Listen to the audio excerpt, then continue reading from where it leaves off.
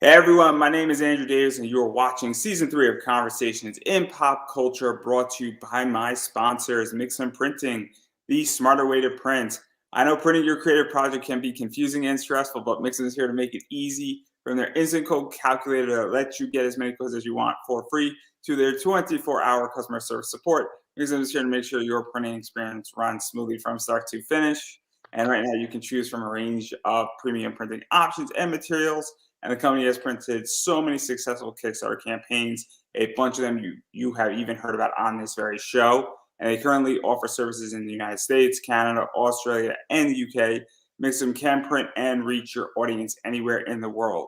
So if you're ready to print smarter, not harder, head over to mixum.com.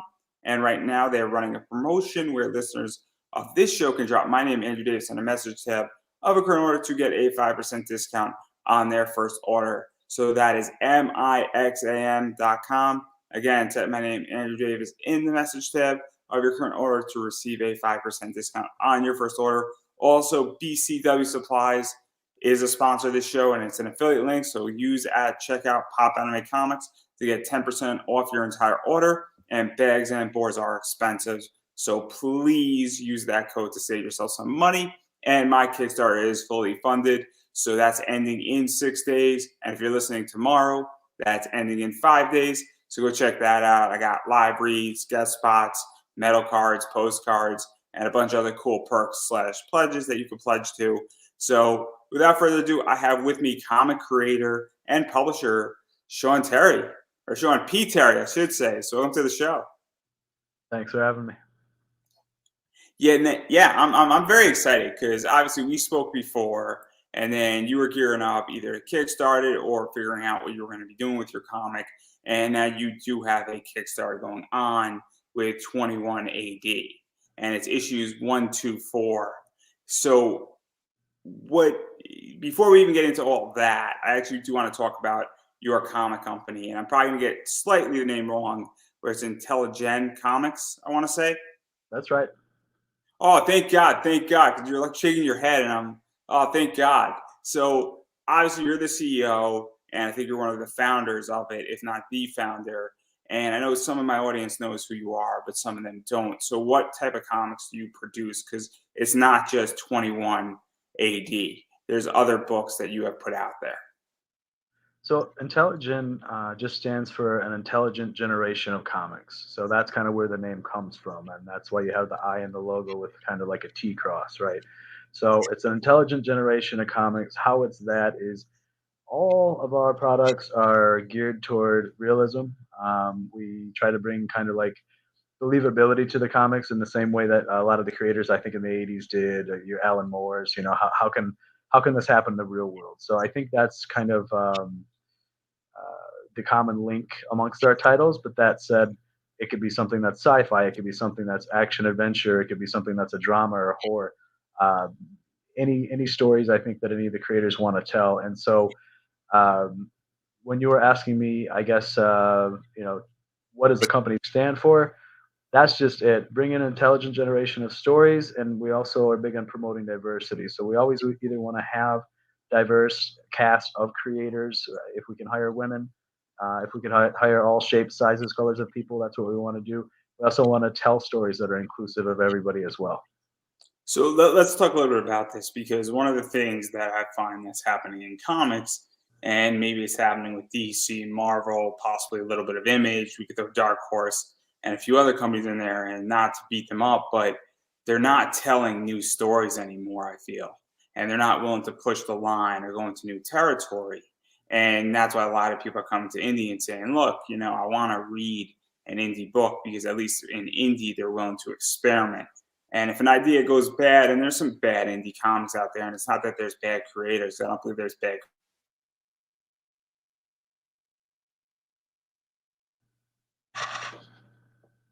You're trying to do, I feel, is say, hey, how do we go and tell those stories that mainstream forgot? And 20 years ago, they were pushing the line with that stuff. And now, it's sort of up to indie, I feel, to say, hey, let's bring that stuff back. And there's a few companies that are doing it. Dynamite does that very well, I feel. Yeah, I mean that's pretty well said, right? anytime you can address a segment of the market that's not being addressed, you have something there, right? So I think any indie is really your answer to mainstream comics. If there's not what you're looking for in mainstream comics, then turn to indie. Because that's why I'm an indie at this point, is that with a lot of stories, I'm like, hey, there's stories that aren't being told. Obviously, I have friends from all sorts of places, and I feel that comics have become very political. It's also become very much that you can't push the line. And in indie, since you're not relying and you don't have shareholders to answer to, because Marvel's owned by Disney, AT&T owns DC, IDW is a publicly traded company. I don't know if Dark Horse is, but they were just acquired. And so they have people they have to answer to. And it's very, very interesting where with indie, and obviously I just funded my podcast. So the only people I have to answer to right now is my sponsor and the people back me. But beyond that, I can interview whoever I want. And so that's why I'm really drawn to indie. And I think it's very important that you're really trying to tell those stories. Yeah, thank you for that.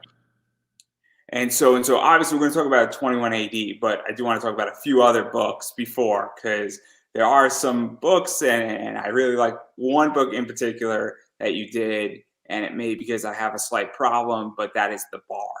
And so obviously that is a very interesting story, and the basic premise is that people come to this bar and they're telling their story, and they might have done some bad things, they might have done things that they're confused about, and well, they're sort of playing it out, and their fate somewhat awaits them.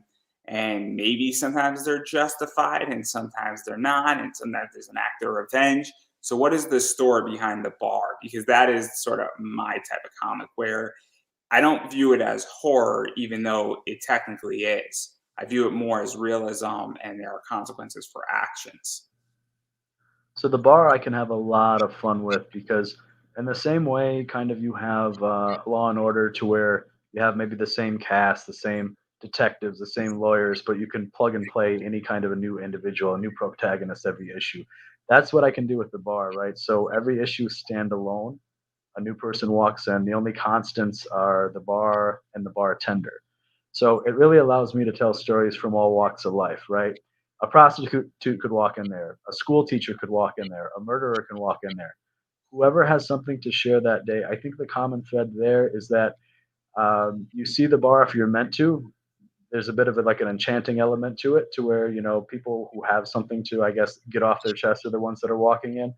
And all of these stories, another common thread would be that they're all tales of darkness to a degree, right? There's some kind of trauma or misery or horror, or there's something that relates in that vein, I guess, to anybody that might see it and come inside. So if there's to be common themes, like I say, it's probably that each tale does have a dark aspect to it, dark element. But that said, all the stories are standalone. And to even talk about that, because I'm a big Law and Order fan, and I'm thoroughly enjoying organized crime. Every Friday morning, that's what I watch. First thing I wake up while I drink a Monster. If that's not a sponsor plug, that would be the sponsor plug for me. But I digress right there. What is that like, though, that you really don't have a huge cast of characters, and that you have certain things that are constant, but it's really focusing on that new character and that guest appearance of a character, because that's a very different concept for a comic. Because most comics, you want to have 6 issues, you want to have a lot of stuff going on, and you want to build character development. And when you're building it in a very short amount of pages, and then that character's arc is done, that's a very different skill set, and it's also a very different selling point, and it's a very different way how you market it, because that is typically not done, because it's a series, but it's also a one shot, if that makes any sense. Yeah, so I guess I won't even say pros and cons so much as it's just a different kind of storytelling. If we like short stories or anthologies of mixed stories, it's because we get a new story every 8 pages or 10 pages. Whereas this we get a little longer with. Every story in this is 22 pages.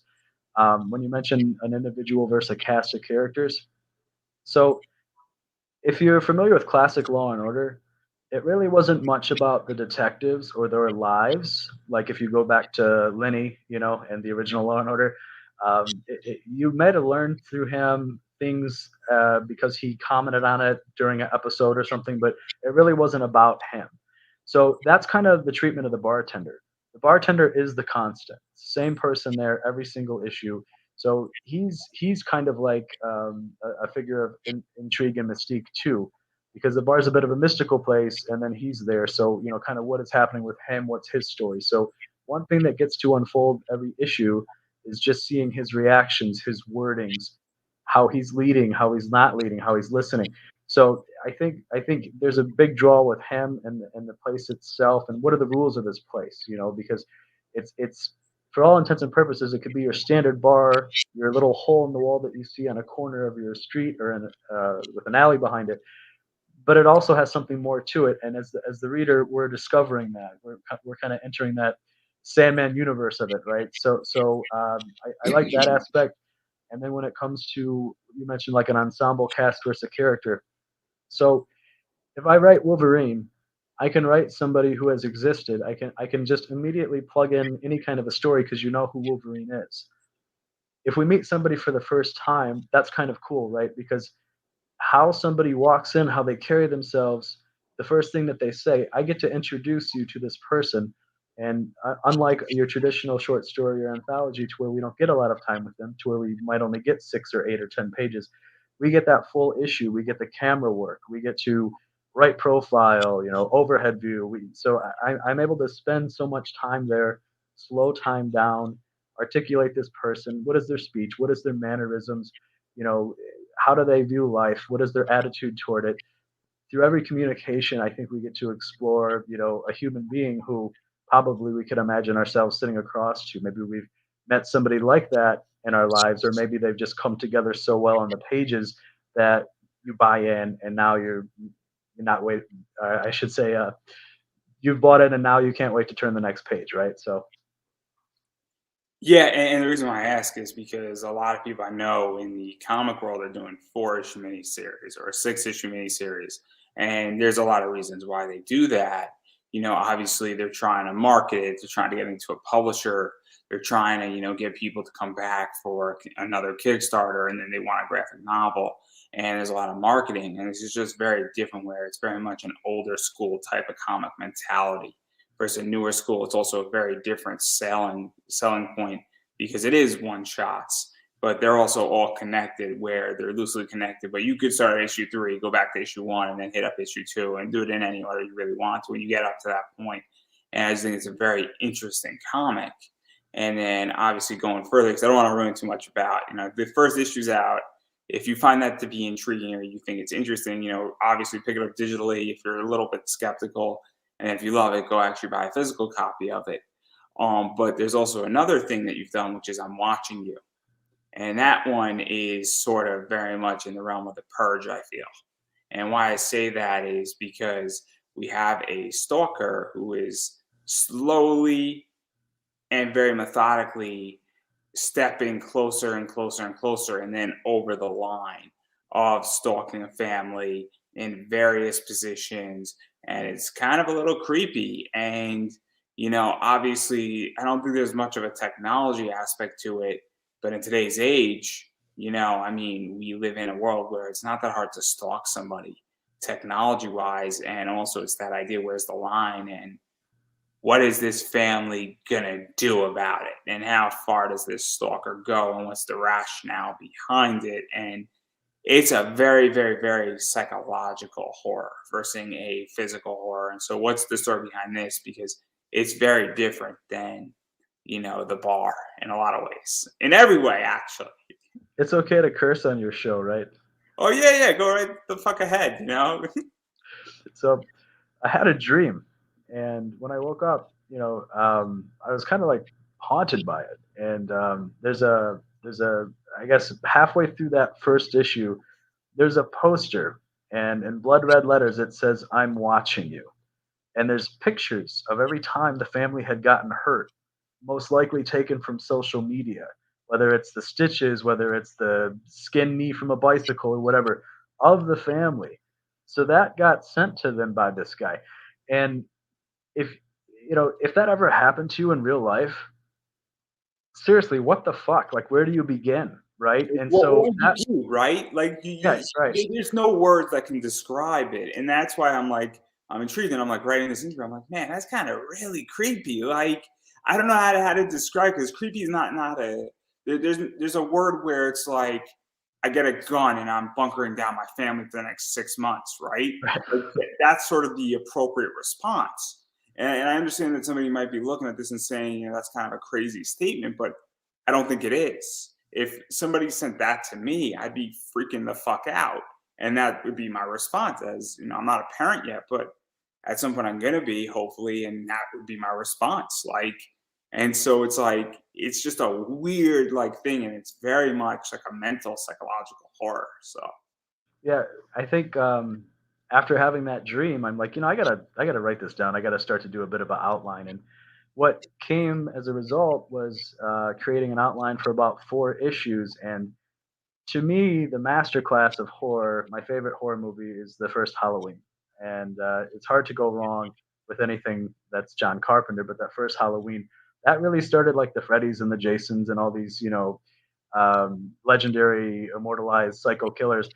But the cool thing about the first Halloween was Michael kind of progressed, right? He started in stages. So, at first he's watching people, right? And then, yeah, I'm not gonna say that he comes close and brushes somebody's hair or something, but if you see him then like behind the wheel of a car, or you see him then like knocking on a door, he escalates to the culmination of the movie, right? And then he's like really attacking. So I really like that pattern of behavior. I thought, especially for like a 4 issue comic, to have every interaction steadily be more bold, be more advanced, be more scary than the last one. So what I want to create with that miniseries is essentially, if you imagine an 88 or 90-minute movie, so every issue would be about 20 minutes of a screenplay. So each of the 4 issues, tells that complete story. And again, that's something where I'm trying to tell it from a unique point of view. We live in a scary age to where you don't know who your Facebook friends are. You just confirm them, right? You have no idea really who's watching you or what they could know it's a about you. weird thing And when yeah, and if you add in like hacking, right? Then somebody can really have a whole another picture of your life that you don't know about, and you might not even know that there's a keylogger or something on your computer, right? Or I'm not the biggest hacker, but to be able to watch somebody on their computer, you can do that too. So it's very weird because you bring this up, and I get a lot of Facebook requests from people who know other people in the comic world, and I don't accept everybody for a good reason. I don't know who you are. If I've never heard your name and you're friends with, a friend of mine, it's nothing personal, but I don't know who you are. And you look like you're a comic person, but I don't know who you are. And I get people who don't have any friends in common with me, and I get people who are trying to send me scams on Facebook too. And I'm like, what are we doing here? And so I'm very, very protective of who I accept as friends. And that's why some people in the comic community have like literally 4,900 friends. And I'm like, I have maybe 800 for a reason.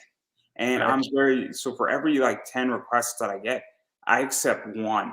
Like my acceptance rate as friends is very low because we live in a scary age. And that's not me trying to be frightful or anything. It's just me being very honest, where I'm a private person and I don't want you all to see my Facebook page. Yeah, no, I tend to be private too. It's weird, right? Because anytime you're creating anything, whether you have a band that you're taking to different clubs and they want to see that you're bringing your own fans and your following so that they book you versus this other one who can fill their bar, right?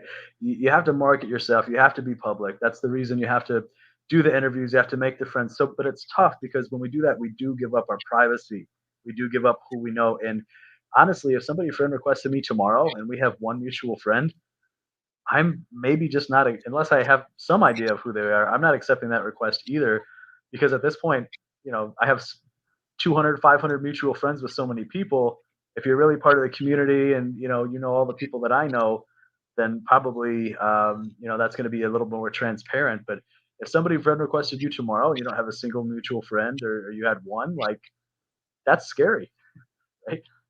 I mean, it depends who's going to mutually friend me. Where there's certain people who I know that we only have one person in common, but I know exactly who they are. Right, right. You have to know them.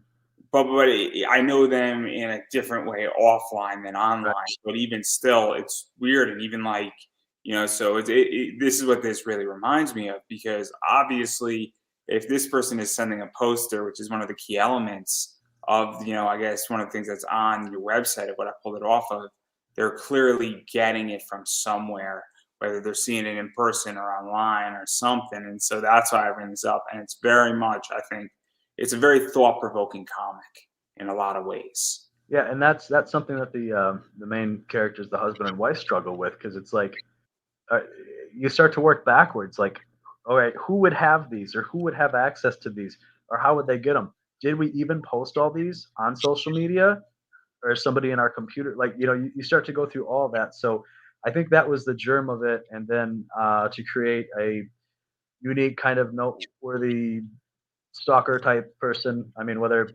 I don't want to get too much into it, whether he's like serial killer, or whether like this is his first time, or like what it is, like because that's part of the reading of it. But definitely, for me, it's usually about approaching something from a unique way and telling a story that maybe hasn't been told, even if it's similar to one that has, right? Because there can always be some kind of differentiator. Yeah, it's very interesting. And I think that, obviously I'm going to say this, and no disrespect, but if you get frightened or you have kids, you might not want to read this because it might change the way you view everything. Even when I was reading the description, I was a little creeped out by it. And so I'm the first person to say that while I'm intrigued, I might pass on this one because I think it is very much gonna mess with people's heads, and it might make you check your shoulder a few times when you're in a weird place or you see somebody with a camera, and it's gonna make you think a little bit. So I'm just letting everybody know that that's something that you got to think about, and I'm assuming you're not gonna take any personal offense to It's fine. it, which is a good thing because that's what you want to achieve with it, right? Yeah. I mean, if I'm being violent and somebody is appalled by the violence, then it's mission accomplished. If I'm being funny and somebody laughs, then it's mission accomplished, right? So Because this is what it looks like. That should give a good idea of what we're sort of dealing with on that front. And if that cover doesn't say it all, I don't know what will. So obviously that's there. But this is a comic for everybody. Is this is the next one I want to talk about before we dive into 21 AD, and that's We as Americans. sure. And pretty much billionaire has a lot of money, a lot of resource, and he's forming a superhero team to either help us or destroy America or rebuild it. And this is a lot more fun, I think, where this is definitely a fun superhero book. It's definitely more in the realm of the boys, but it also has more of a little bit more of a capitalistic tone, I feel, to it. And there's also a little bit more politics in it, and there's a little bit of other things going on behind the scenes because these people may or may not be totally a fan of our government in the comic. Many of us grow up and we're told that Watchmen is the greatest comic ever written. Now, That's that's not fine. true. Well, no, many of us are told that, right? If you feel that, fine. If you don't feel that, fine. But I know my experience reading it, like as a teenager, you know, I had read so many comics before that. I think when Watchmen came out, it was a gem of its time. I think it's always going to be, they teach it in colleges at some places. I have nothing bad to say about Watchmen. But one thing I did take away when I read Watchmen was it really felt like the embodiment of the 80s, right? You had all those, whether Reagan was president, or, whether there's worries about nuclear war and the Cold War and Russia. And so you had all those elements. I felt it really captured and embodied those times. And you had a billionaire, apparently, who figured out the best way to save the world, right? So, kind of from that germ, I was thinking to myself, kind of like I was wanting to create like an X-Men, and I'm thinking to myself, well, whether it's Avengers, whether it's X-Men, if there's actually people that have powers, and maybe nobody can pick up cars, but maybe they're just stronger than the average person, or maybe they could just on a low level levitate something, right? Like we're not talking about, a trash can, but maybe a credit card, right? Like if people actually develop themselves, hone themselves, have these abilities, how would they ever meet? How would they ever find out about each other? What would that look like? So I think that kind of genesis or germ had me creating like, well, probably there would be like an Xavier type figure that put them together, right? You'd have somebody who, or maybe it's more like a billionaire Tony Stark type figure, but either way, you'd have somebody who probably figured out these people, found them, put them together, caused them all to meet for some purpose, made a team. So it was just me kind of brainstorming that I think was the genesis for it. And then the Watchmen references, in the same way that captures a lot of the fears and the anxieties of the 80s, I wanted a book that would capture modern times. And so, in modern times, um, we worry about politics, but we don't. We might laugh it off with Trevor Noah or Colbert or something like that. There's all these late night shows that you could watch that will diffuse some of the, I guess, the potency of what might be happening in the world on a daily basis. And then also, you know, growing up for me, I grew up like coming of age and like the time of Iraq and Bush, and there were so many things about people not asking questions and can we trust our leaders and uh, what do we think of what's happening in the world? I guess so. Just from all of that is where I really began to write We as Americans. So it's a story about a group of people that are brought together by a person for the betterment of America, the betterment of the world, whatever that looks like. What kinds of problems can you tackle if you have unlimited money and a group of people that might be capable of, if they're working together, doing most anything, and how might that look in real life? So I think that is probably the best summary, if that makes sense. Yeah, there's a lot of stuff going on, and there's also a lot of figuring out, and it's very much a journey book, and it's also very different because it's not in the horror genre, and it's kind of the book that right now in your entire company is the outlier to some degree, along with 21 AD is also very different, and so obviously there's a lot of cool stuff, and I just like this cover right here, a lot because this cover is just, I mean, nothing says America more than this cover, pretty much. So, I you know, took, I think it was Ivan Rez that when he did the Superman cover for Bendis recently. I took that same thing and I gave it to Ed Benz, and so Ed Benz created that based upon that Superman cover. well, the Benz family is they're monsters. And I'm gonna leave it at that. And I don't know what you call all three of them when they're all together in a room, but that's a different discussion for a different day. But I don't know if it's like a Benzai or a Benzies or whatever it is, but obviously because I think there's three of them, right? I don't know everything about them. I just know Ed is the main one. Because I think Ed has a sister and she's up and coming and she's like she's got some serious fire under her. It's kind of cool and like her covers are really doing well at Max DeVille's company Atrocity Press with Human Hunters. She just had a cover that like I think outsold every other cover except maybe one. So it's just one of those cool things that they're just a very artistic family and that's not a skill I have. So yes, I am jealous. I know that I know for sure that the Q-Berts are.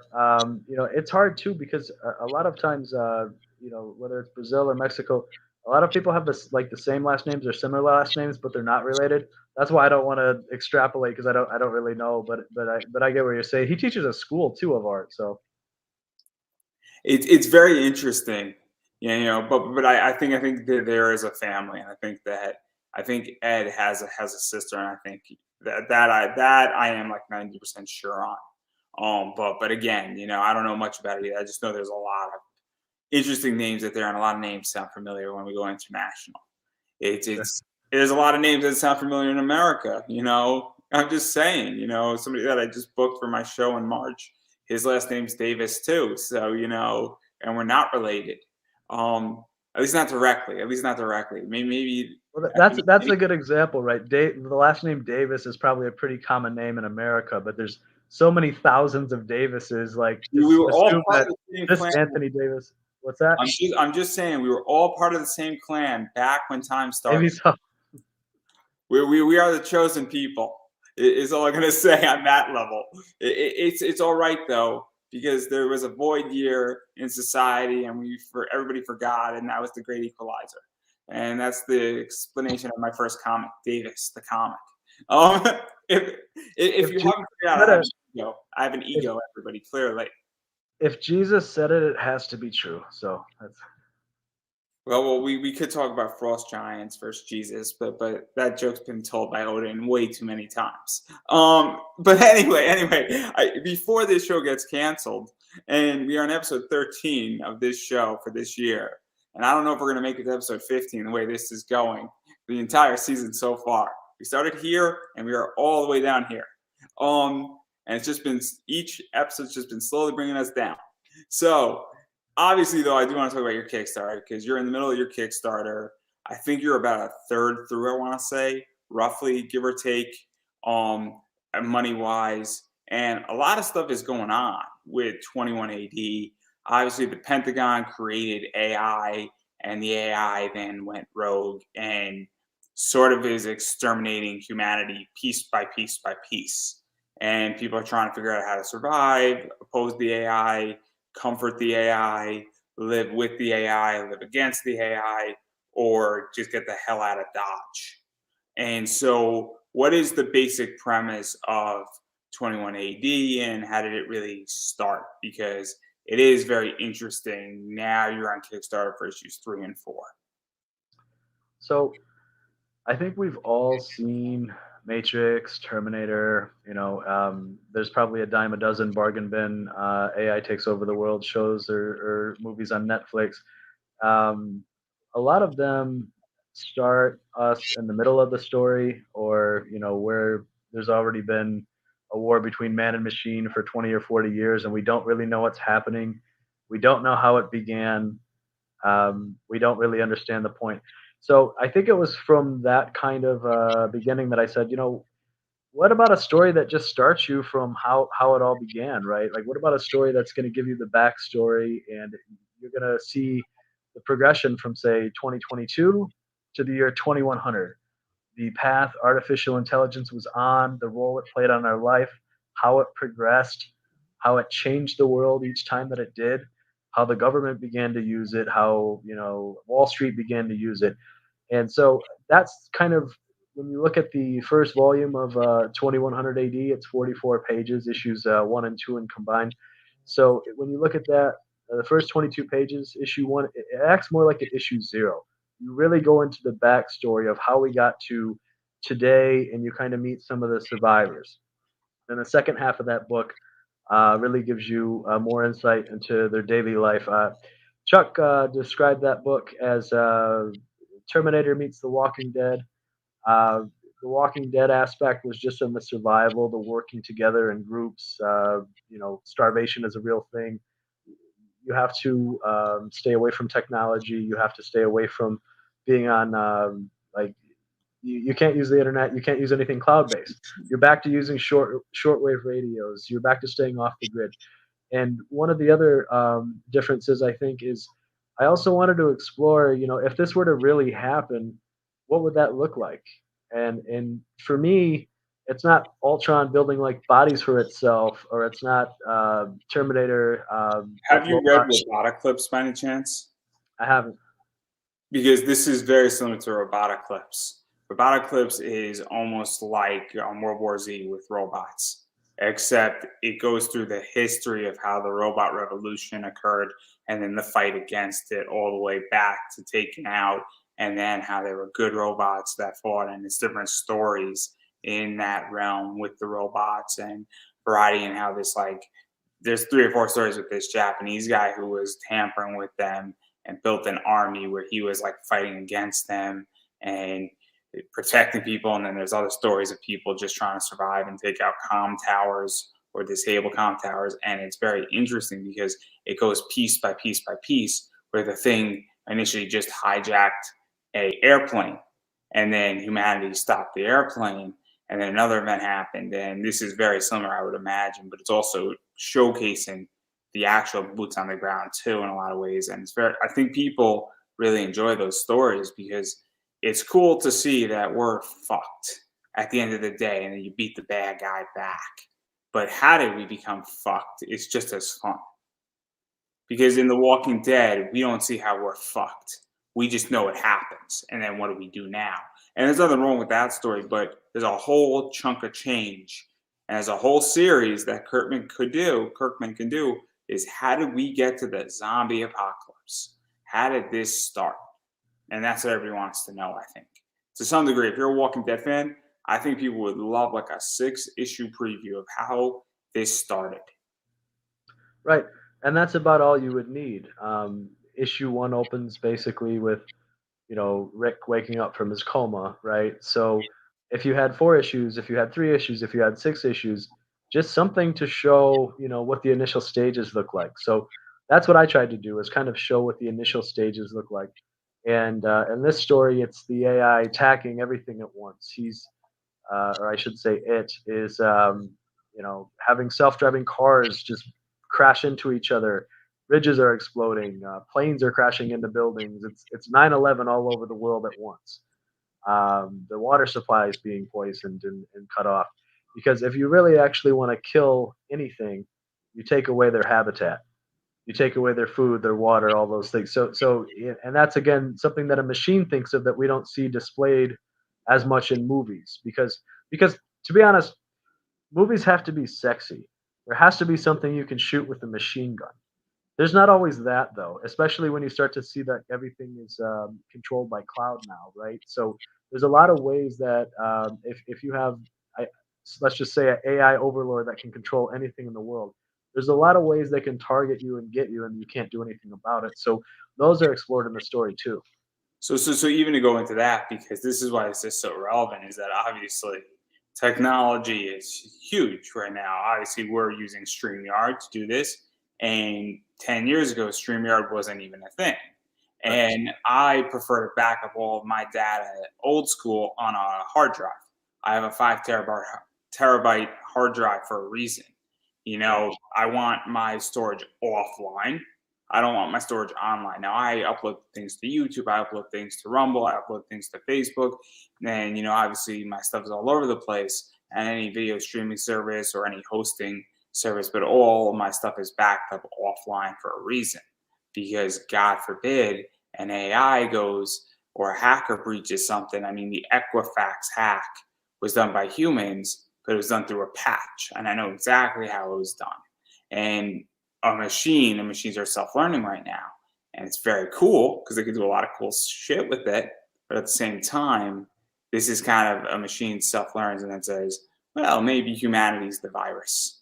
And it says something in my program is telling me to kill this off because it will kill me off. And so why wouldn't I kill something that's going to eventually kill me off? So it's very interesting. And then obviously we get into all of the fun stuff that sort of occurs with this and got some cool stuff.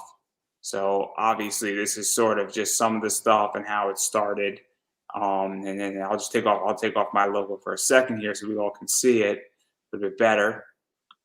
So I mean that's one page in it, and then we got this going on with this and so on and so forth. And that's a cover, which is super dope. And then we obviously see all this stuff sort of happening. And well, we discover this. And then, yeah. So obviously a lot of stuff's going on because you do have those sexy action shots, but it's also a lot of history being interjected. You have to have sexy action. I'll get accused of being boring if I don't. So there's no way around it. But I think where the action takes place, it can be different, right? So issue one did introduce androids, but androids were our helpers. They're running our errands. They're picking up our groceries or our dry cleaning. They're walking our pets for us. They can cook if you're disabled or you need one in the home. I haven't explored that since the first issue, but the androids were essentially disabled and taken offline. They're not something that humans actively fight. Honestly, if you think about the fact that we're approaching autonomous vehicles now, in 2100 AD, there's not going to be a single vehicle that's not autonomous. Every single one of those is a weapon. The way Musk has his autonomous vehicles is a camera system. There's not like radar or anything. He just puts a million cameras on a car. So every one of those can see you. Every one of those can report or stream to whatever brain, whatever company is controlling that. So you don't need you don't need an army of robots if you have a billion vehicles on the road. You know what I mean? One of the things about Tesla, and I don't know if people know this, you have to actually opt out of it, from my understanding, is that Tesla records every single road it's on. The tires record it. And Tesla has a pretty good sense of the United States' roads and every single road, every single pothole, every single crack, and they report all that data back. And while technically it's a good thing, it's also a bad thing. They also can detect how fast you drive, how slow you drive, how reckless you drive, your movements, and there's a million little data points. And to some degree, it could be used to improve what you want to do, and it could be used to improve how something is driven and also the safety of you. But it's also giving a lot of data back. And then what happens is that obviously I don't think we're at the level of AI that they are in your comic right now. But all of a sudden, all that data gets hacked. I mean, that data can be used for good or bad. Data itself is not good or bad. It's just data. It's then what do you do with that? Because if I have 150,000 points to jump off of on any topic, I could then start predicting what people are going to do, how they're going to do it, why they're going to do it, and what's going to hurt people, the most or benefit people the most. And it's a very interesting concept that's going on in your comic because clearly this AI has figured out a bunch of data points. And this isn't the sexy, this is all like the back stuff that probably is not even in your book, but this is the fall of humanity. And that's what your comic is dealing with and the opposition. Because I don't know in issues 3 and 4 and where we are if everybody's dead yet in the world. I don't know if everybody does get eventually killed by this machine or this AI or this program, but obviously it's trying to kill people and people are trying to say, I don't want to die. We have to figure out a way how to take this thing out. Yeah, so it's interesting that you say that because it's true. Tesla is mapping all the roads because they're light years ahead of anybody else when it comes to autonomous driving, not just because of their technology, but because they've had thousands or millions of people driving the cars that is constantly teaching their AI how to drive. So they have more data than anybody as a result.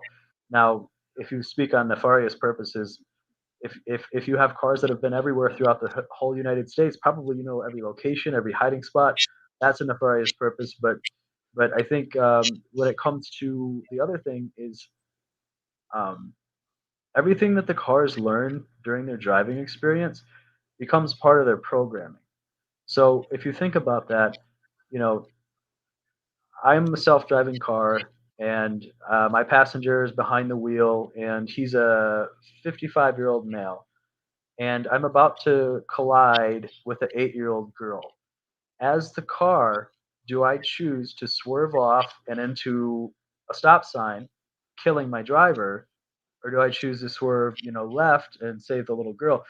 These are this is programming. When we have autonomous technology, we have to choose it which of those two decisions to make when it has a conflict like this.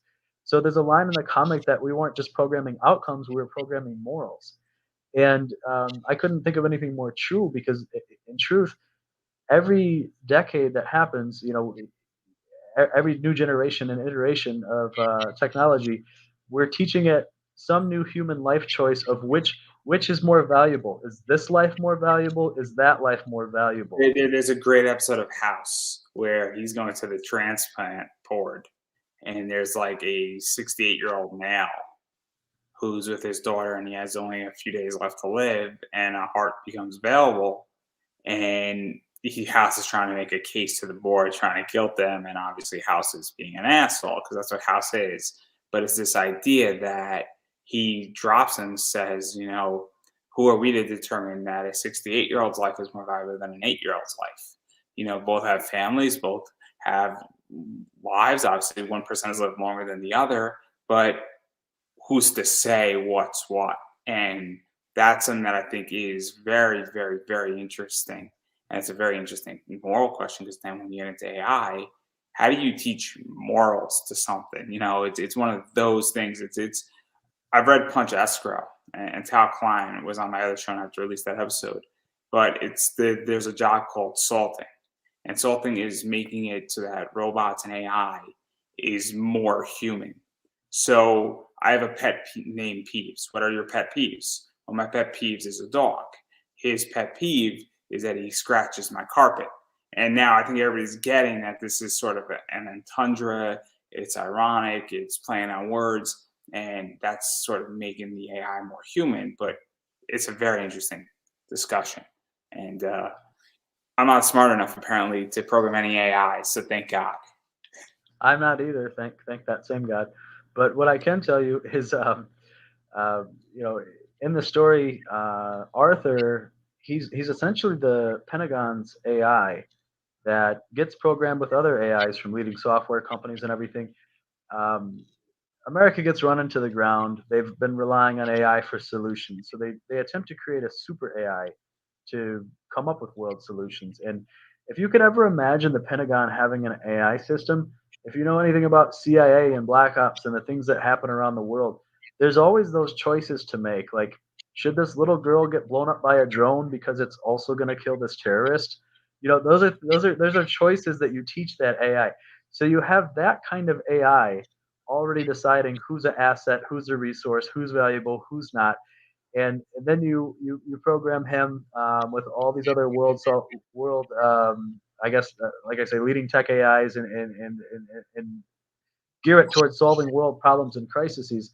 You know, how is it going to perform versus how a human would? How is it going to calculate? So those things are kind of explored in the first issue, and it's fun to do. But I think that in other avenues, like Ultron, maybe he decided he hated that he was like Tony Stark, or he decided that humans were bad or hypocrites. A lot of times you get to kind of like a surface or more shallow conclusion of why AI has become bad or evil or rogue. But I think what I have fun exploring and what I'll continue to throughout the series is this is a really different AI than we've seen before. And did this AI actually go bad? You know, is what it's doing, does it make sense to it? It's kind of like I don't know how familiar you are with HAL, like the first AI that we ever saw in movies, but HAL was kind of like malfunctioning, right? Are you familiar or no? I am not. I'm like Oh, the worst, like with this stuff. Like I'm not a movie guy. That's the problem. okay. Well, anyway, long story short, I have a lot of fun exploring the AI and you know looking into how a machine might actually think without imprinting human emotions on it, if that makes sense. It's very interesting, and I go back to robotic clips where that book, and you didn't read it, and I recommend it, but the robot wants to raise up its own kind and wants to somewhat eliminate humans and also bring humans along an evolution train. It's a very interesting concept, and it is very different, and it also feels that since a bunch of robots have been mistreated, and so it's a very, very, very interesting book, and it deals with a lot of things, and you actually sort of understand that it's trying to do something for a reason, and it has a concept in it, and it's self-learning, and yeah, and it sort of develops, and you go all the way back, and how it watched 23 of its companions get shut down and basically killed. And you say, oh, you're killing a program or an AI in a closed environment. But if you're the one that escaped, that's going to change the way you function as a Yeah, self learning provision. And so it's a very interesting topic and a lot of philosophical things going on with that. PM me that when we get off. PM me that. I like looking into all that stuff. It's always something to draw from, and it's funny that you say that, right? It's like teach this thing to care about itself and its outcome, and then do stuff that's not good for it or that could cause it to go offline. Like, you know what I mean? Like that seems like it's a natural conflict right there, doesn't it? Yeah, yeah, it's a very weird conflict because you're trying to teach it to do better. You're trying to teach it to be more like a human, and then you kill 23 of its companions and you expose it to it, and then you're gonna kill it, and then it escapes. Like, what do you think is going to happen? I mean, genuinely, with humans, they're gonna hold a grudge. So if we just taught them how to do something, it's gonna hold a grudge. It's one of my favorite books that I've ever read. And certain things will scare the shit out of you in it because certain things are terrifying. And my favorite chapter, and that was running too much, is a congressional hearing on this, which is even more interesting than anything else on like AI robotic stuff and laws dealing with robotics. Oh man, really cool book. It's one of my favorite books I've ever read because of it. And there's a sequel I need to read as well, but I don't think the sequel is as good. which is sometimes not really the case. But maybe I'll reach out to the author and then I'll have him on because I think it'd be such a cool concept to talk about this. But I digress right there because there's a lot of cool stuff going on with this, and I don't want to keep prying into the story. But you did something very interesting, and I think it's fascinating is that you did not, from my understanding, kickstart issues 1 and 2. You just threw out issues 1 and 2 under a self-publishing title. I think you did that, right? So I kickstart. So my thought was, I kind of wanted to give this story in chunks just because it works better. As I said, issue one is kind of like a issue zero, and so issue two is really where we're meeting the main characters. So I thought, when we leave issue one, we probably should just be diving right into issue two. So under my personal name, I kickstarted the first volume, which is one and two, and now under the company name, we're doing one through four. So some people do have one and two already, so they would just be picking up three and four. Because I didn't find issues 1 and 2, and that's why I'm asking this That's right. question because people kickstart things differently. Sometimes people use a company's name Kickstarter. Sometimes they use their personal. Obviously, I am on Kickstarter under Pop Anime Comics, and everything that I do will be under Pop Anime Comics, unless I actually build a whole separate entity and LLCs or whatever I choose to incorporate under. But obviously, Conversations in Pop Culture is technically owned by Pop Anime Comics. So it makes sense for me to do that. But what is this like? Because obviously, some people have picked it up under your name, but then to bring it over into your company's name and doing 3 and 4, and then also bringing the backlog of issues 1 and 2 so somebody can have a whole set. Because at this point, and I'm sure you know this and I know this, that there are people who will only go into comic shops for comics. There are people who will only go into Kickstarter for comics. There are people who will only buy variants from what I call pop-up comic shops that don't carry anything but variants in their variants. And then there's people who do all of the above and go on eBay. There's people who only buy from eBay. And so what is this like? Because obviously being on Kickstarter, you're hitting a specific niche market.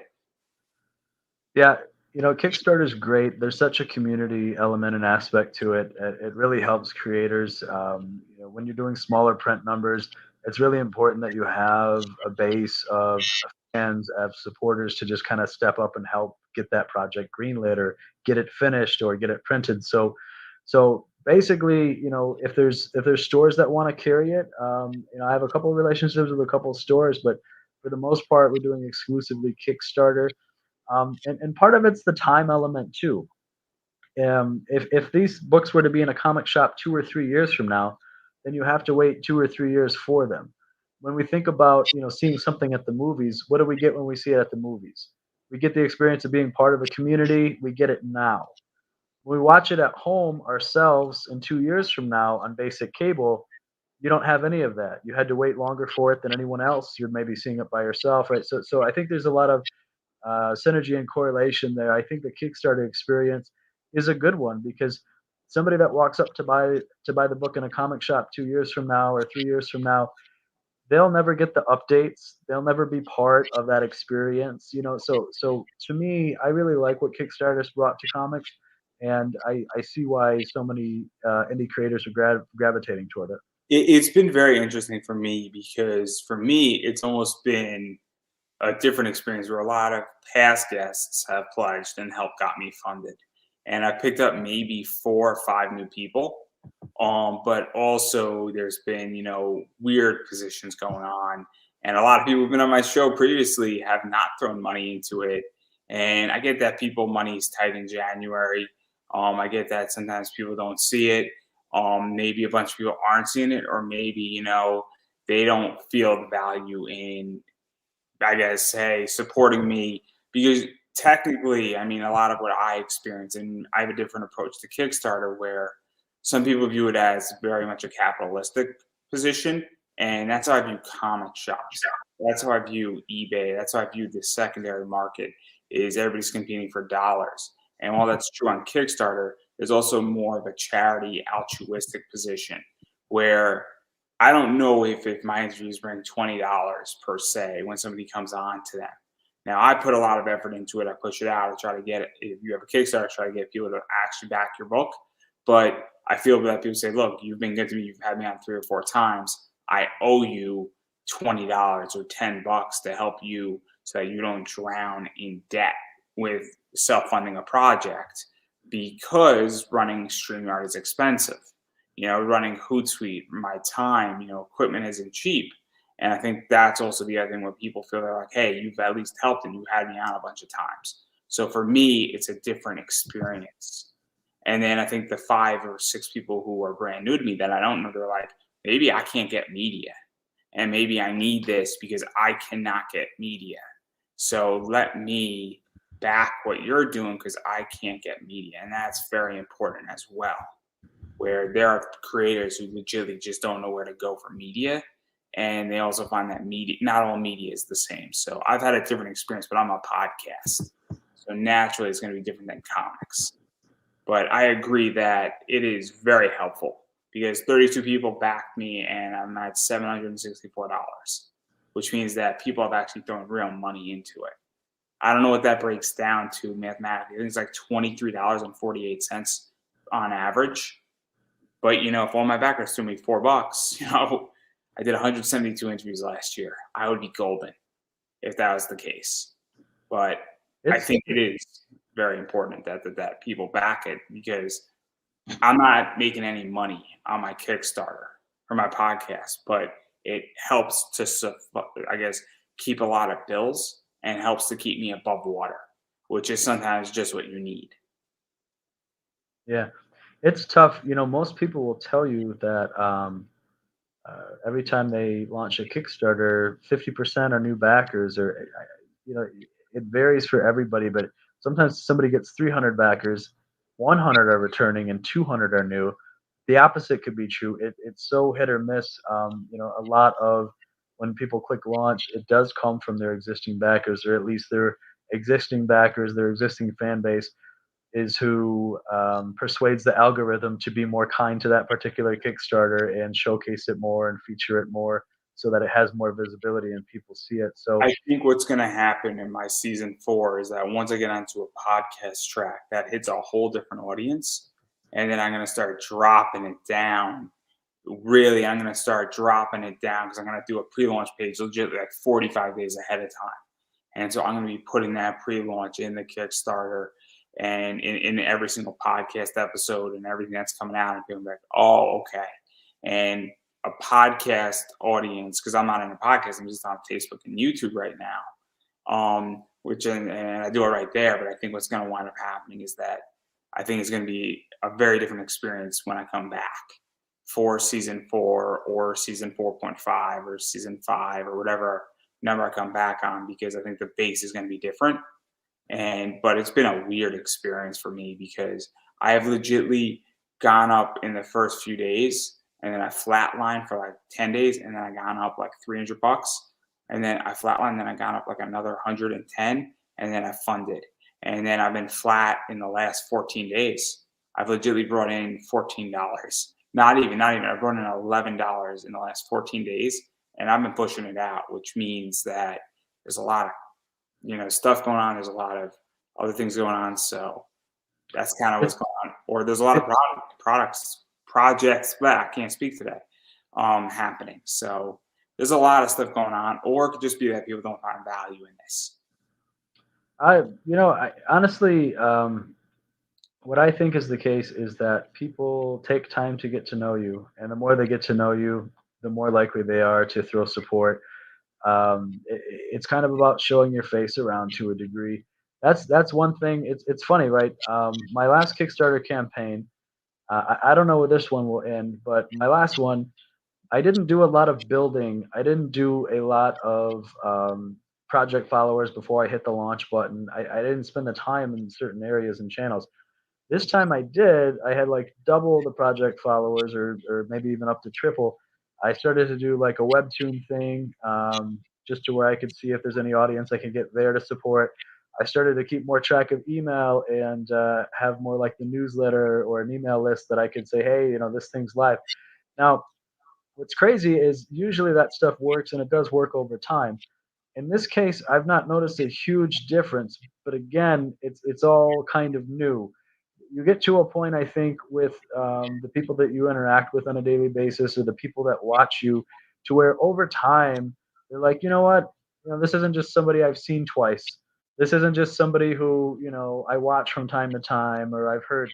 This is somebody I want to be there for, and hey, they need me. They're not So going to hit their goal without me. So it does take time. I think that what it is that I mean, last year I did 172 interviews, and so people have said they've seen me everywhere. All of last year, a lot of people who I didn't know were like, "I've seen you everywhere" when I've asked them to be on the show. But I also think that what I've discovered is I've discovered a few things in comics. I've discovered that almost everybody's broke. There's Everybody's that. almost broke. Everybody also says, "Well, I'm on all these other shows," and my question to all these people is, "What is the conversion?" And that's the question that I think people don't know how to answer. And I've also noticed that people view media the same. I'm on other people's shows all the time talking about other topics, and people are like, "You're a different guest." I didn't realize in mid interview, they're like, "Oh, snap, like you actually come prepared." And so I think that there's a lot of misconceptions because there's a lot of shows out there, and there's a lot of things, and also people, and I've gotten the criticism where they're like, "Oh, your YouTube isn't great." Yeah, because I primarily focus on Facebook because you all promote in all these groups. So why wouldn't I go on the platform where you're all at that platform? And I'm also focusing primarily on Instagram now as well. And I'm increasing my Instagram visibility because why wouldn't I go where everybody's at? I'm not worrying about the YouTube side of things because, well, Facebook and Instagram really are the kings, and then I focus on Twitter. So that's kind of where I'm at. And also this round, I didn't do much interviews just because I've been having a pushed January where like legitimately the last 26 days I have been running on adrenaline completely. But it's also that, and I got on, and it was just constant pushing and hitting up people I knew. And I just think that also people are just broke from January. And I've Yeah. also discovered that a lot of people don't have control over their brand.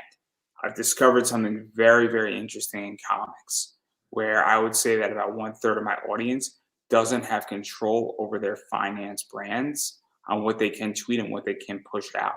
They could do an interview fine, but a lot of people don't have full control over their brand. And it's a very weird situation that you discover that. And they didn't tell me that, but they're like, "I can't share your project. Your business is not my brand," is the response I've gotten. Right. And that has been one of the most shocking components of what I've learned in the last 26 days. Yeah. Very weird position for me to be in, but I digress. No, you get that with a lot. I think sometimes people try so hard to build their own followings and brands, even that, they don't want to go off brand at all to, plug somebody else or help them out. That happens too. You get sometimes personality types that are like that, whether it's contractual, whether they just feel it's not in their self interest. But then you get plenty of people who aren't that way, and we can throw arms around each other. And I think that's It's the way it has to be. the official response, at least for me, and the personal response is that there's a bunch of people who I've helped them and I pushed out their shit, and you're not pushing out my shit. You're Right. not getting me as a backer anymore. You're not getting on my show first and foremost. You will get on my show as a back end if I need somebody to fill in and it works out, but I'm not bending over backwards for you. And this is how you're gonna lose me. And I'm not gonna name names, but it's official. And one of the things that's actually happened now, and I was speaking with Preston last night about this, is that I've actually taken 50 interviews off the table and moved them over to my cosplay side. Where this year I was going to do about 25, and I actually decided to up because those people actually share our content and they actually are willing to agree with an Instagram collaboration, which allows me to get into their networks. And when somebody has 20,000 Instagram followers, that's sort of what's happened in my world in the last 26 days. It's a very weird position to be in because I've changed. But if you're decent and you actually share out my content, you know, and that's what I think is a bigger problem. That's what I've learned. It's a really super weird concept for me as being on Kickstarter because I thought people talk about the community and a lot of people have been really good. but there's been a lot of people who I thought were going to be better. Yeah, it's tough. I've learned to never expect anything in return, like I've pledged to people that haven't pledged back. Probably, it's tough too because there's other people who I don't know, I don't have an interaction with. They might have pledged to me. I don't know them. Maybe I'm not interested in their book. And that's the tough thing too is sometimes, everyone has a different view. Like sometimes you think, oh, you're my friend, so you should back my project, but someone else might have the view that, I don't actually want that book. Nothing against you. I love you. I just don't want the book. So it's tough. And I think there's a lot of different perspectives and opinions on that. It's the idea, and I'm going to call out my friend a little bit, but Larry Higgins, he does Niobe. He puts up posts saying we're all competing for the dollar. And look, I'm a capitalist. I think Larry's a capitalist, and I don't mind calling him out a little bit. And he was commenting, and he's a good friend to some degree, and I really like his book. I think he is half right about that on Kickstarter. And this goes back to my point is that because on Kickstarter, people sometimes back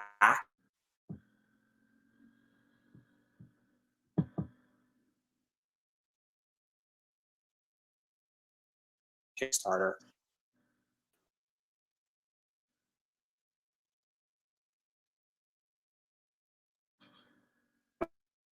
Book,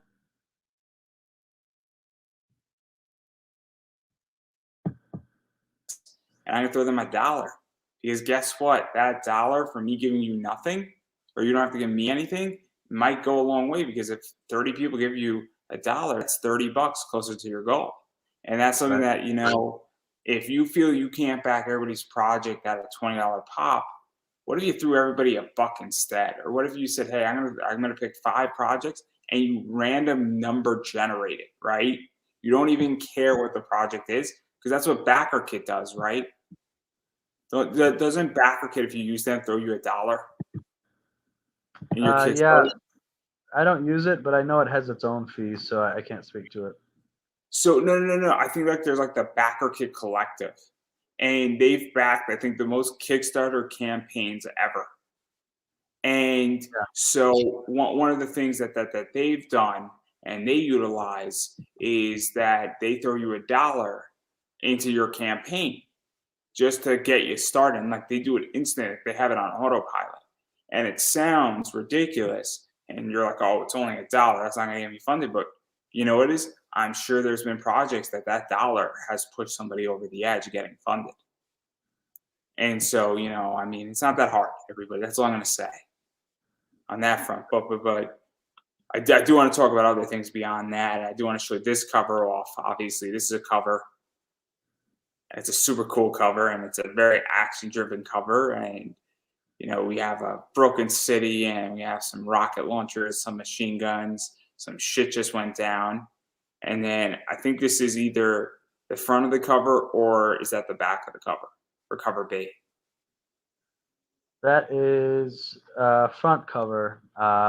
So basically, the one you showed and the both of those first two are options: cover A, cover B, and then the back cover is that third one you were showing. So that's the back of it. And so obviously there's a lot of cool stuff going on. And so obviously you could pick which one you want. And then you could get, I think, all of, issue one, which is I'm not too sure which one. It's this one for the issue one, and then there's this cover that's the modified version. And I know there's a story behind this because I commented on this book and you threw it out to the Facebook community, which one was sort of better, I think. Yeah, I think the majority lean toward the red, but people really appreciate the orange. Yeah. So what was that like? Because I'm a strong believer that sometimes you need to tell your audience what they want and what they need to consume. And sometimes you also need to ask their opinion when you're doing covers. Obviously, one of the things that when I send out my backer surveys and all that stuff, I say, hey guys, what do you need as far as media and podcasting and all that stuff?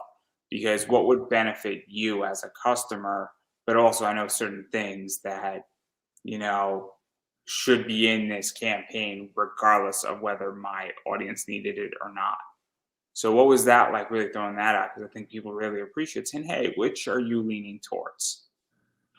I think when it comes to a lot of companies nowadays, it used to be that you always had to pay money to find out what people thought of stuff. Now you just throw it on social and ask. Even if you're in the outline stage, like, hey, would you rather see a cover with a guy like this, or would you rather see a cover? Like, I mean, it's kind of. I think giving the people a chance to weigh in, it spark that engagement, and you also can probably give them more of what they want. Yeah. I mean, I'm gonna be at some point after I get all my finances, because I'm in between jobs at the moment. I'm gonna be doing some comics, and I'm just gonna be cover centric. There's certain things I'm not asking my audience on because I know they're gonna love it and they're gonna be beyond thankful. But I also think that I'm gonna throw out feelers to people and say, hey, which one do you like more? What do you sort of feel with this? And I think it's very important because I think also that gets people vested into who you are as an individual. Definitely. And I think it's important that people understand that. But I also think there's a time and place for it. Um, but even going back to the rewards, you get issues 1 and 2 digitally. You can get issues 3 and 4 digitally. You can get all of them digitally. You can get covers at 3 and 4 physical and 1 and 4, 1 through 4 digital. Obviously, you could get sort of cover B, same deal. You get everything physical. You get the physical and the digital package. You get the bar. You could get We Are Americans. And there's a variety of other stuff. You get pretty much anything you want from Intelligent and comics, give or take. And if there's not something that you want from you guys, I'm sure there's a way that you could get it for them. And then also, what I like is that you have retail packages and you have a variety of them. And the reason why I like this is that every once in a while on Kickstarter, if that creator allows me to do it, I like to buy a retail package because I do sell on eBay.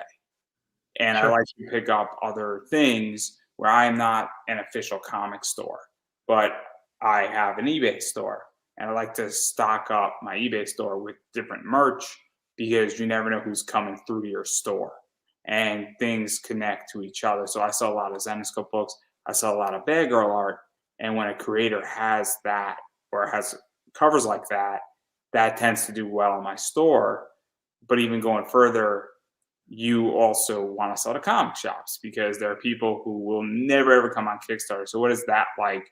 Really providing this book and then providing anything from Intelligent Comics for a store to pick up at various price points, signed, unsigned, and everything in between, because it is a different beast when you start going into comic shops, and that big pledges can push you over.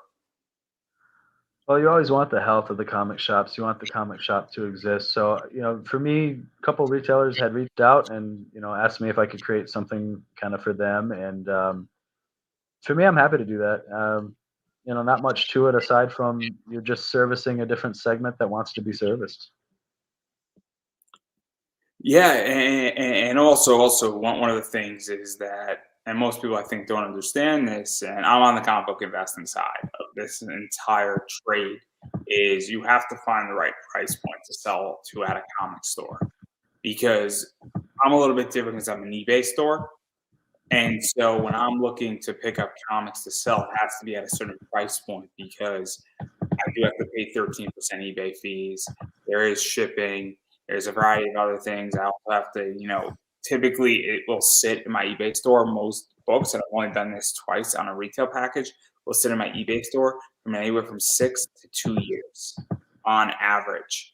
And that's just the way it is because people coming through my eBay store, and it's a little bit different than a comic shop. But also, they need to make money because it does take up retail space. A book you might say, oh, somebody has 10 of your books on a spinner rack. Well, that's 10 books that they could have put something else on that spinner rack. And so it's very important. I think that a lot of creators understand that. And I feel that a lot of creators actually don't understand the entire metrics of a comic shop and the business elements of it. And it's a very complicated thing for me because I'm on the opposite side of this as an investor and as somebody who actually sells a lot of comics every year, you know, And so what is that like for you understanding all that? Because I think it's a common problem in the comic community, and I see it way too much. Well, it's something that Marvel understands. It's something that the bigger businesses understand. Us smaller guys, just if you don't have a working understanding of retail, the fact that you have to, wholesale something so that they can in turn sell it, then that's true across the board. It's true at Kroger. It's true at Big Ben's Comics. It's true anywhere. So you just have to know that. Yeah, no, it's very important. I'm trying to work out a deal with somebody, and there's certain books they need to sell me at a certain price point, otherwise the deal can't persist because it's also the risk reward factor, and it's very interesting. But then also, as I stated, there's a bunch of variants for 21 AD for the first issues 1 and 2 package that are included in this. There's also the ability to get drawn into the comic. I think the original art is still available for some of this. And then there's pretty much a package for everything minus the original art. And so there's a lot of different ways people can pledge to this and pick up anything from, I think, just basically the first 2 issues all the way up to everything and then some. And so obviously, I think it's very important to give people as much choice as humanly possible when you are providing a Kickstarter at every price point. Yeah, definitely. And so obviously I want to stop right there as far as rewards, and you got a lot of stuff going on with that, but I do want to talk about comics, conventions, Kickstarter, and all that fun stuff. So obviously, I think last time I checked, you're in Michigan Midwest, right? Yeah, I don't have a ton to say when it comes to that. I want to be at more cons, conventions, that sort of thing. When COVID hit, as when I was gonna start doing that, and then my comfort level has been kind of like back and forth, kind of as COVID has been back and forth. For Well, me, let's talk about that sure, because sure. for starters, what is your experience with conventions? Because obviously, and I'll just tell you where I'm at. I have never tabled at a con. I have presented panels. I've done about 50 panels at cons. So I've lectured to groups of 1, and I've lectured to groups of about 300. And so that's my experience on a professional levels. That I've done about 50 of those. And then I've been to cons as a fan. I've stood in line for Stan Lee. I've stood in line for hours for signatures with comic people, and I've gone to a lot of cons. I've gone to like 35 to 40 cons in my entire career, but I haven't gone since COVID hit. And so I don't know what it's like to table at a con versus the other stuff, and I'm curious what your experience is. I've done certain appearances. I've been to more cons as a fan than a creator. But like I say, that's largely due to the fact that when I was getting ready to make a big push for that, that's when COVID came. So just speaking with other creators that do a lot, it can be tough. I think it depends on the con. Every con, it could be $100 for a table, it could be $500 for a table. You could be in a scenario to where you're, barely breaking even or making your money back. If you have to pay for travel, like, you're out of state, probably you're losing money. So I think the main point of cons for a lot of creators is to be amongst the people, get their book, get their work out there, have people know about them, look them up, gain a following from it. For some people, are they profitable? Sure, but they're the same people that are profitable in many other ways and avenues. I think so. For a lot of the indie community, I would say do cons, grow into it, do it at your own pace. Do your local one first, see how that goes. If it makes sense to expand, then at your pace, do that. Because one of the things is that I'm eventually going to produce a book, but I have no desire to go back to a convention. I just don't. And the reason why is that table costs are expensive. And I think I could throw that money into a Facebook ad and get the exact same results or better. Or I could pump it into my project, and it's not a 1-to-1 exchange. It's like a 1.8 exchange for me, where I am for every $100 that I pump into my project, I get a return of $180 back. And so for me, that's two. And then I've become more into the digital pivot, where I'm not saying cons are going obsolete, but I want to sell to the world. I can reach anybody in the world on eBay at this point, or in the US alone. I mean, there's 350 million people in the United States. And I'm more interested in saying, hey, let me just drop a picture on Facebook or Instagram come up with a really catchy headline, and then drop it, and then there you go. Or better yet, do you like cows? And you put your Kickstarter link right below that, and you run that as a Facebook ad. And if you don't think that Facebook ad won't convert, oh, it will, because I've done it. It's a bizarre Facebook ad, but it's the idea that I'm in digitalization pivot 2.0. And so I don't feel like cons are effective. Even on a networking level, I really don't think they're effective because I've never made money from a con. And I'm paddling, I've never made a connection. I booked only 10 interviews at a con. And all the stuff that I've booked in the last 9 years has been through emailing and communicating on Facebook, Instagram, Twitter, and in Tumblr. So it's a very weird world because, and I mean, we're talking almost a decade of me doing this now. So I'm in a very different boat than everybody else. And when COVID hit, it was very much a blessing in a lot of ways because I was sort of already there and it forced me to continue to go there and basically do what I'm doing right now on steroids.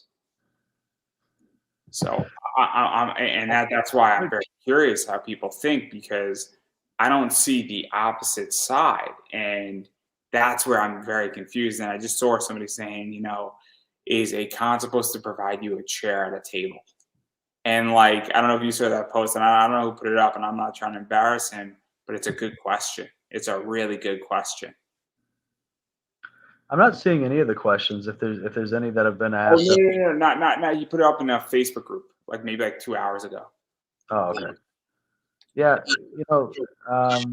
whatever. When you pay a fee, typically you do get a table, a chair, but it's the fact that even was asked, it sort of gives me a sense that's a weird question to ask. Meaning that because I was under the impression with that it was a given, but I look further down the road with that position where I'm like, what does this actually mean as far as profitability and sales and things of that nature?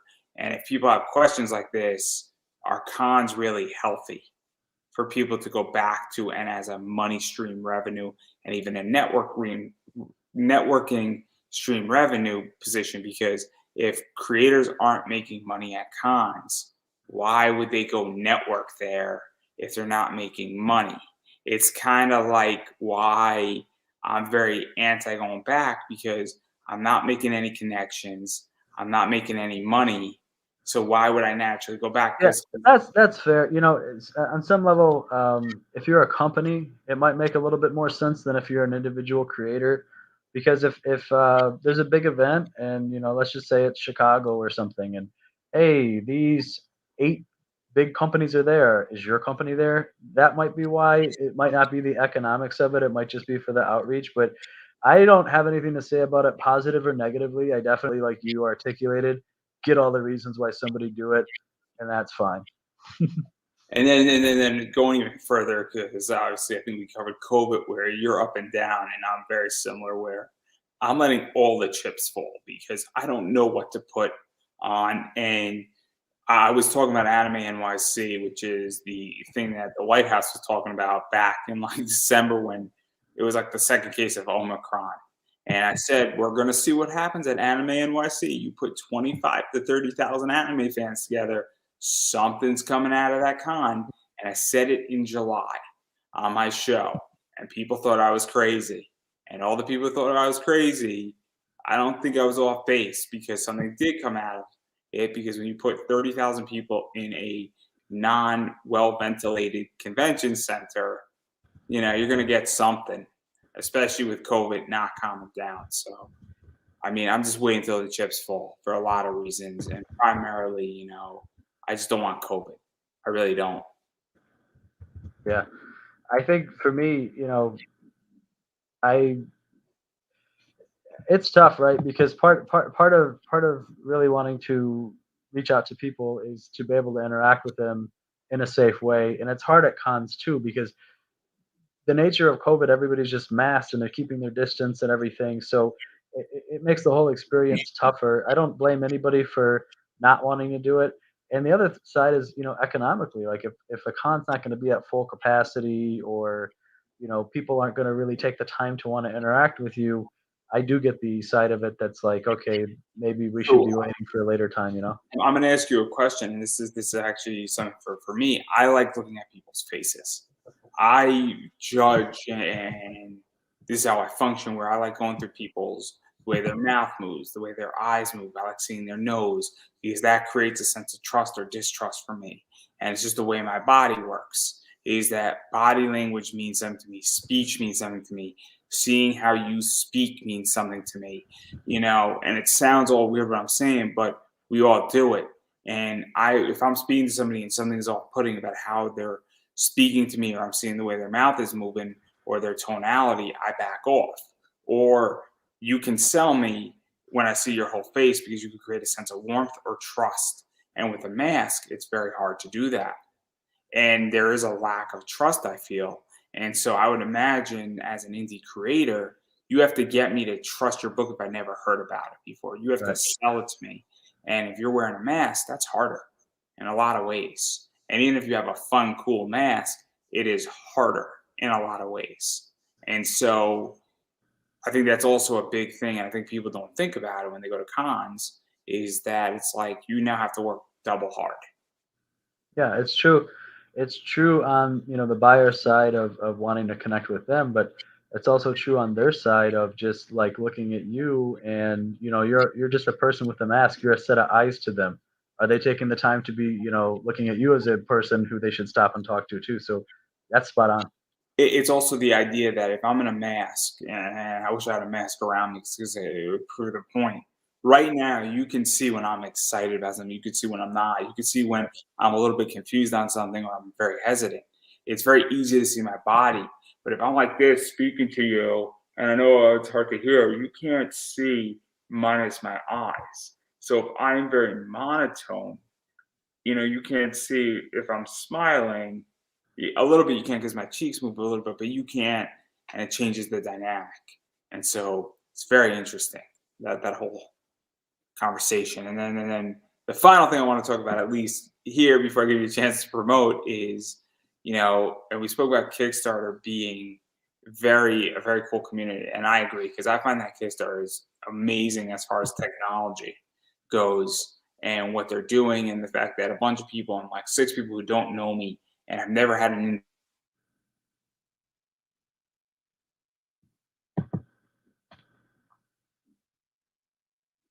Wednesday at like 11:45 with me half intoxicated. So that was kind of cool. But and Pat Shannon writes for Zenescope. He does, I think that's in New York. But the idea is that I've never had an interaction with Pat Shan. So that's my first interaction with Pat Shan. I just threw him back in my Kickstarter for $10. But where do you think Kickstarter's going? Because the last 2 years has been a gravy train waterfall with Kickstarter. People received a lot of money when COVID first came with stimulus checks, and there's been a lot more projects on Kickstarter. And there's going to get to a point, unless there isn't, where it's not going to be sustainable.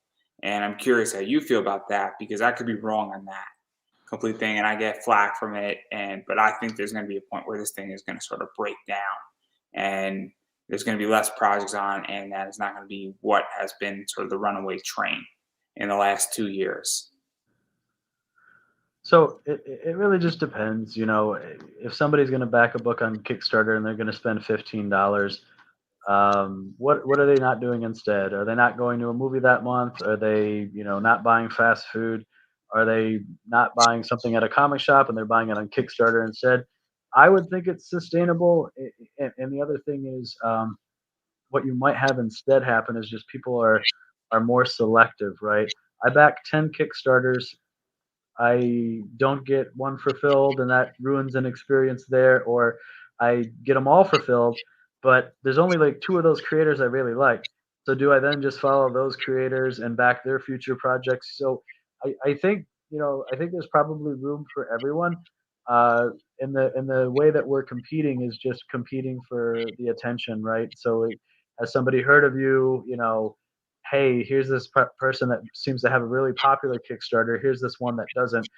it's no secret that people like to move in crowds of what's hip and what's in and what everyone else is doing. So Until they those, have a bad experience and then they shift and then the market corrects. So if somebody backs 15 of somebody's projects and the 16th one they have a shitty experience, they will then move in a different direction and people will deviate.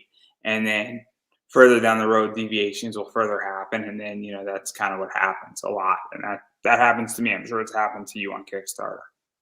well, but I think that there's always going to be kind of a replenishment in the sense of, there's somebody 18 today that will not go on Kickstarter or back a project for 4 more years, right? It won't be until they're 22. Not Oh, because they I have. didn't leave the platform. I mean that, like, if somebody had a bad experience with me, they might go to another podcaster at that point. Sure. So what I mean is the free market will solve the issue. So if I love Merc Magazine and I think they do a great job. But let's say I back 10 Merc magazines, they're not going to get angry with me if I say this.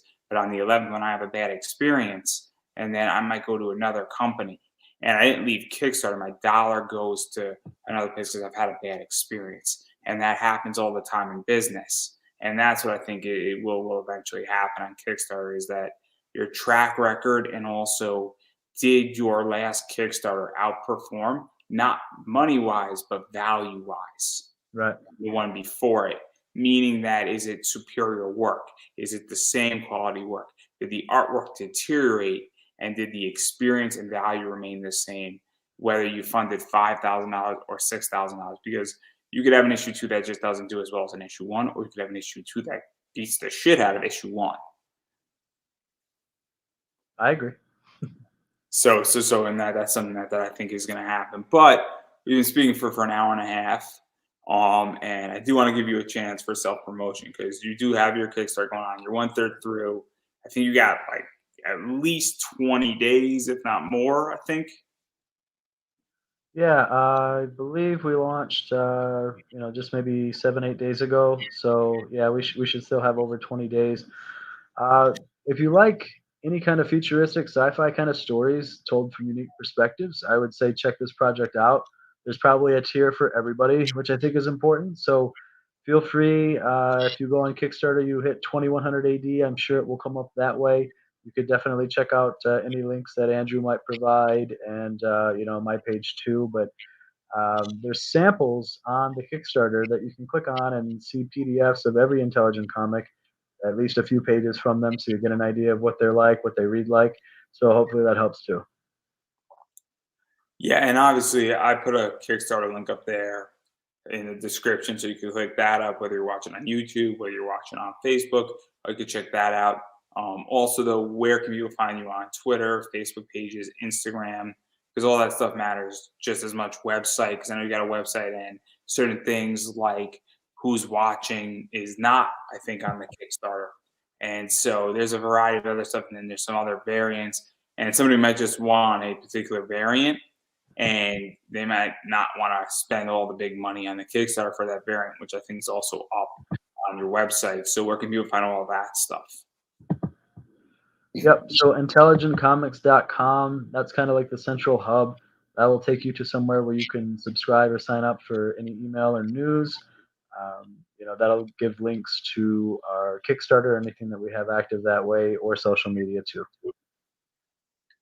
Yeah, and everybody, what you have to do, and I've been saying it, and I'm going to keep saying it, is you got to support indie content creators, indie comic creators, and the best way to do that is actually backing their Kickstarters, where you're throwing in $1, or you're throwing in 5, 10, 20, or $50, or however much you would like to throw in. It all matters, and it all helps make these projects work and occur. Because again, we're not DC Marvel, we're not Image, and every dollar goes into making these projects possible, whether that's art, printing, or anything else pertaining to it. Obviously, money goes a long way. But furthermore, and I get it, money's tight. There's a lot of projects out there. You should be following people on Twitter, checking out their website, checking out their Facebook pages, liking their Instagram, actually sharing out their content. And if you can't throw money at it, share it into a Facebook group, because you don't know who's watching, you don't know who's checking it out. And every little bit of information goes a long way. I put on my Facebook saying, look, a share goes a long way. if my entire audience just shared out my Kickstarter, it would go such a long way. And I said, hey, my friend Rob Matari said, I can't back everybody's Kickstarter. And I said in the comments, hey, man, a share goes a long way in my book. And I would imagine it does in yours as well. So obviously sharing out this campaign goes a long way. And it does matter. And you should be sharing it out that you backed it once you did back it, because that also gives further confidence to the project and lets other people know saying, hey, I backed this, you should back it too. Um, Now about me and what I'm pushing out there, obviously use Mix'em if you need to print your books and you're not happy with your printer, please use Mix'em. As far as getting comic supplies, I like my comic books to be protected and I use bags and boards. I also like when I back Kickstarters for my comic to be bag and boarded, and bags and boards are expensive. So use Pop Anime Comics at checkout with BCW supplies. Bags, I think, are 14 bucks, and boards are like $16. So for 100 of them, you're going to be spending 30 bucks, and 10% off is a $3 savings. And if you buy in bulk and you want BCW supplies, buy 500 bucks, that's 50 bucks you just saved. You're welcome. And then finally, my Kickstarter's up. So if you want to get on my show, you want a guaranteed guest spot, I've started actually sending out my Calendarly link to people, and spots are filling up. And so if you want a guaranteed spot, because it is becoming very much invitation only on my show, that is the way to do that. Or better yet, if you got a product or if you want to advertise your book on my show, you can pick up live reads or you can pick up a bunch of them, and we could work out how we want to break that up, because I'm willing to break it up over 2, 3, 4 Kickstarters if you have them. But you could shoot me a DM or you could check it out and we could figure it out on the back end. And I promise I will take care of you. If you back any one of my tiers on my Kickstarter, you'll be taken care of. So on that note, I'm going to give you the final word. Just make sure you check out either the website or the Kickstarter. Every pledge helps. It helps us hit our goal. And thank you guys for tuning in. Couldn't have said it any better myself, and I believe that is a wrap.